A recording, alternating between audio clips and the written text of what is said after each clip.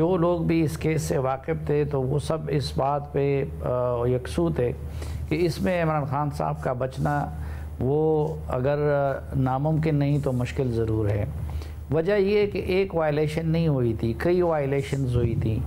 مثلا پہلی وائلیشن یہ ہوئی تھی کہ اسسمنٹ کرتی ہے تحفے کی جو کمیٹی، وہ کمیٹی کسی بھی تحفے کو وصول کرتے ہوئے نہیں بنائی گئی بلکہ اپنی من مرضی کی قیمت لگائی گئی۔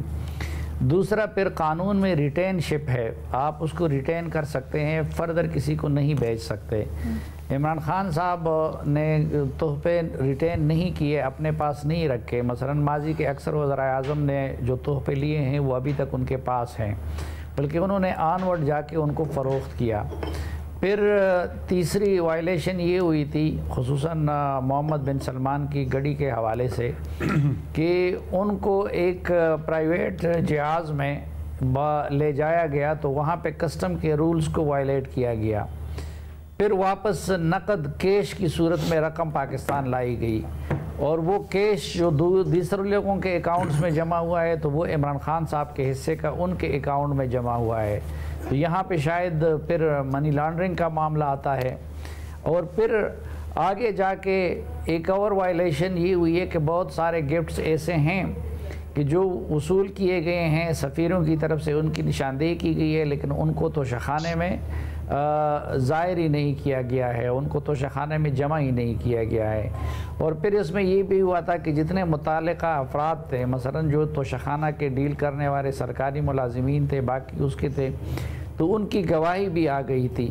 تو ان سب حقائق کے ہوتے ہوئے اس میں ان کا بچنا تو ممکن نہیں تھا، لیکن کاش اس وقت پہ اس طریقے سے یہ فیصلہ نہ سنایا جاتا۔ فیصلے کے وقت پہ اور طریقہ کار پہ ایک تو خیر یہ بھی میں حیران ہوں کہ ایک طرف وہ کہتے ہیں کہ ہمیں حق صفائی کا موقع نہیں دیا گیا، دوسری طرف 6 یا 9 وکیل ایک کیس میں تبدیل ہوتے ہیں، تو پتہ نہیں اور صفائی کا کتنا موقع چاہیے تھا۔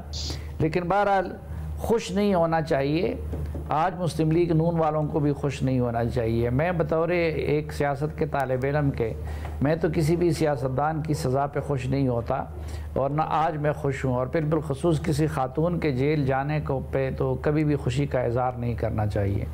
سر یہ بتائیں کیا وجہ سمجھتے ہیں جلد بازی میں فیصلوں کی؟